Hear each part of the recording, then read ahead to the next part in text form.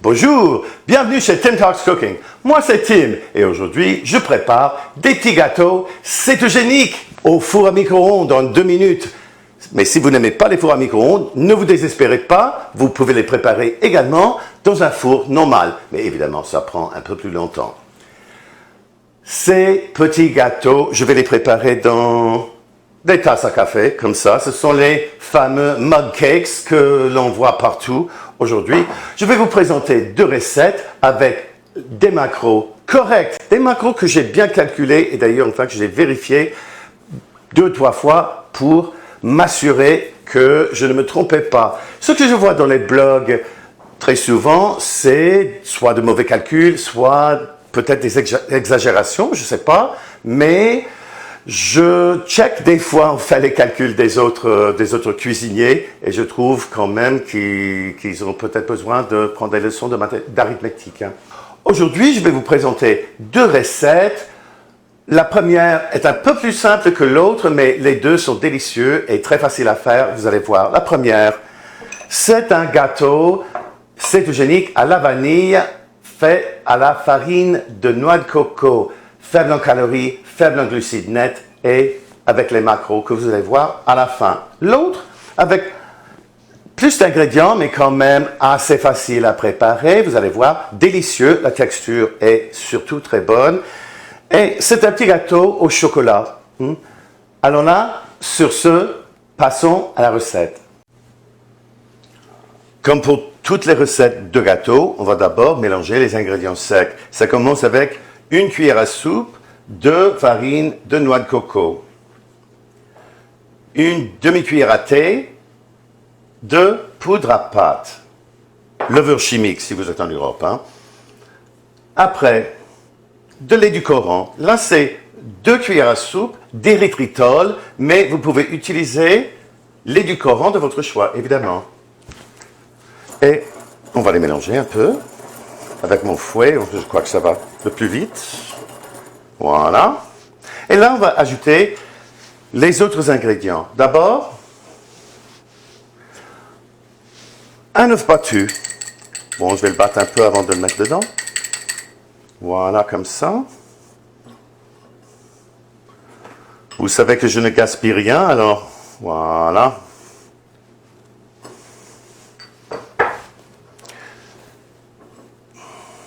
Une cuillère à soupe de beurre fondu.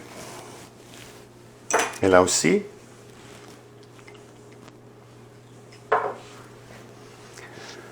Une demi-cuillère à thé d'essence de vanille.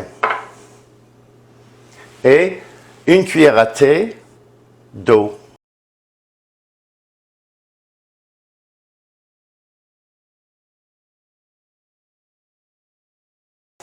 La farine de noix de coco a tendance à être un peu sèche, alors on va ajouter un peu d'humidité avec l'eau là. On mélange, comme vous voyez. Et là, je ne l'ai pas fait dans la tasse parce que c'est plus facile de le faire dans un petit bol de même. Et voilà, on va transférer cela dans une tasse à café. Pour la deuxième recette, aussi très facile, on va mélanger les ingrédients secs. Ici, ça commence avec 2 cuillères à thé de farine de noix de coco. 1 cuillère à soupe de cacao en poudre.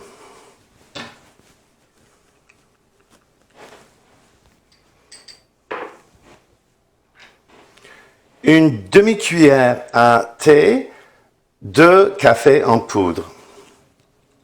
Ça, c'est de l'espresso instantané, mais vous pouvez utiliser le café en poudre que vous préférez ou l'omettre, c'est facultatif. Une demi-cuillère à thé de poudre à pâte. En Europe, ça s'appelle de la levure chimique.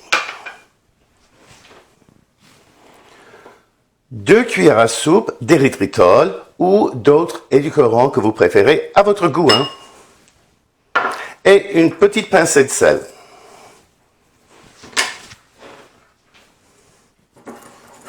Mélangez ces ingrédients avec un fouet ou une fourchette.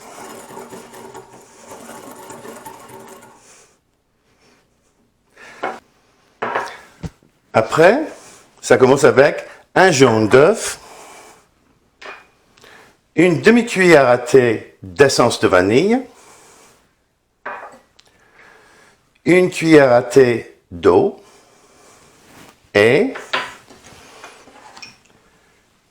une cuillère à soupe de mayonnaise. La mayonnaise, c'est vraiment un bon ingrédient. Ça a beaucoup de gras. Bon, beaucoup de calories aussi, par conséquent, mais pas de glucides. Et ça va rendre assez onctueux notre pâte. On va les mélanger d'abord.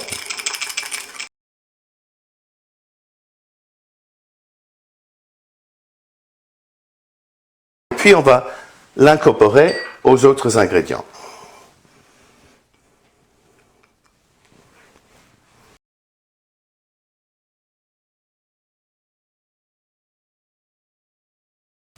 Tout ce qui reste à faire, c'est de la transférer la pâte à notre tasse de café.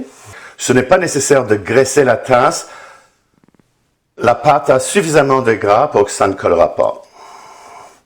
Et comme vous voyez, j'ai mis mes 2 tasses à café plein de pâte à gâteau dans le four à micro-ondes. Je vais les faire cuire en même temps. Ça va prendre un peu plus de temps que si vous les faites individuellement. Je vous suggère à chacune 50 secondes d'abord et puis vous devez vérifier si c'est cuit à l'intérieur. Là, pour les deux, je vais les faire cuire pour à peu près 90 secondes. Et là, je crois que ça suffit. Vous voyez que ça commence à descendre. C'est là où il faut s'arrêter. Et les voilà. Attention, les tasses sont bien chaudes. Et là, pour que vous puissiez voir, voici notre petit gâteau à la vanille. C'est bien cute, hein? Je trouve très mignon. Et au chocolat. Vraiment assez beau, n'est-ce pas? Bon, mais il ne reste plus rien à faire que de les goûter, hein? Bon, mais là, je vais goûter le chocolat d'abord. Ça a vraiment beaucoup d'allure et...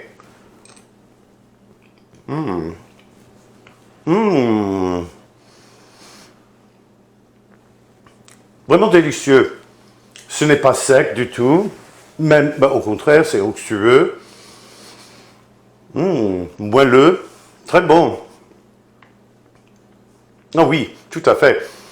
Ça va satisfaire votre désir pour un petit quelque chose au chocolat, sans aucun doute. C'est quand même très très bon ça. Et à la vanille aussi, on va l'essayer.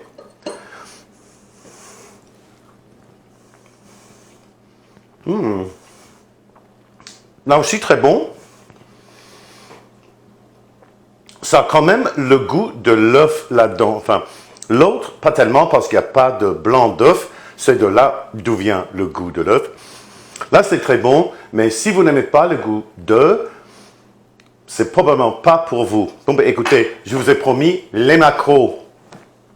Pour le gâteau à la vanille, rien que 190 calories, c'est quand même pas mal, n'est-ce pas? 1 gramme de glucides nets, vraiment très très bien, hein? 7 grammes de protéines et 18 grammes de gras.